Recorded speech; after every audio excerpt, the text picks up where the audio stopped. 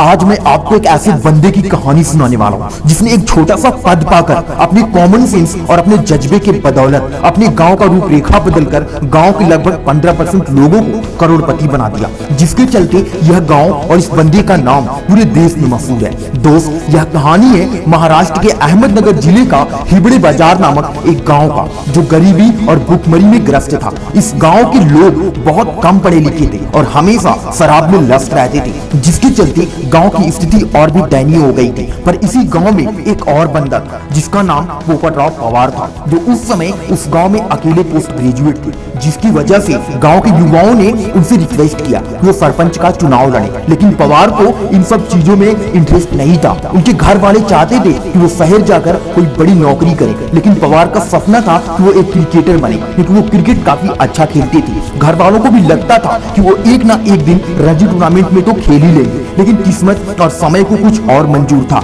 गांव के सभी लोगों की सपोर्ट की वजह से अच्छे वोटों से विजयी होकर गांव के सरपंच बन गए। गांव का सरपंच बनने के बाद उनका क्रिकेट की तरफ रुझान कम हो गया। अब उनका एकमात्र सपना हो गया था कि चाहे जैसे भी इस गांव की स्थिति को सुधारना है। यह बात है 1995 की, जब उस गांव के लोगों की प्रति व्यक्ति आय 800 रुपए महीना थी और आज यही आय 30,000 रुपए महीना हो चुकी है। दोस्त, आप सोच रहे होंगे कि ऐसा क्या कर दिया पवार जी ने कि सभी की आय इतनी अधिक हो गई। और आप यह भी सोच रहे होंगे कि आजकल तो जो भी सरपंच बनता है वह पहले अपने आप को अमीर बनाता है, घोटाले करता है, मक्कारी करता है। पर पवार जी ने बिल्कुल इसके उल्टा किया। उन्होंने वो किया जो सच में इस देश के बहुत ही कम लोग ऐसा करते होंगे। जब पवार जी गांव के सरपंच बने तो उतनी टाइम बारिश सिर्फ 15% होती थी। कम बारिश होने की वजह से जमीन बिल्कुल बंजर हो चुकी थी। सभी लोग बहुत परेशान हो गए थे। हैरान परेशान लोग हमेशा शराब और जुए, लड़ाई झगड़े में लगे रहते थे। गांव में लगभग 22 शराब की दुकानें थी। पवार जी सरपंच बनते ही सबसे पहले सारी शराब की दुकानें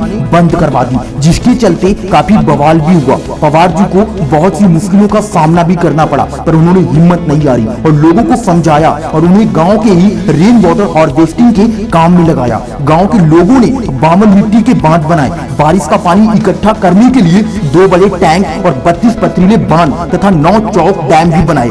सरकार से जो भी पैसा मिला उसे भी गांव में सही तरीके से इस्तेमाल किया गया। गांव में बारिश हो तो अब भी बहुत कम रही थी, लेकिन पानी ज्यादा रुक रहा था, जिसके चलते सिंचाई का क्षेत्र बढ़ गया। इतने बांध और चौक डैम बनाने के बाद पहले मानसून में ही सिंचाई का क्षेत्र 20 हेक्टेयर से बढ़कर 70 हेक्टेयर हो गया। साल 2010 में गांव में सिर्फ 190 मिलीमीटर ही बारिश हुई, लेकिन खेतों में पैदावार आसपास के कई गांवों की तुलना बहुत ज्यादा है। और चिलचिलाती गर्मी में भी हिबड़े बाजार के पेड़ फलों से लदे होते हैं। पथरीले मैदान पर बसे इस गांव का हर बच्चा स्कूल जाता है। इस गांव की आबादी लगभग 1550 के करीब है। इनमें से 63 लोग करोड़पति हैं।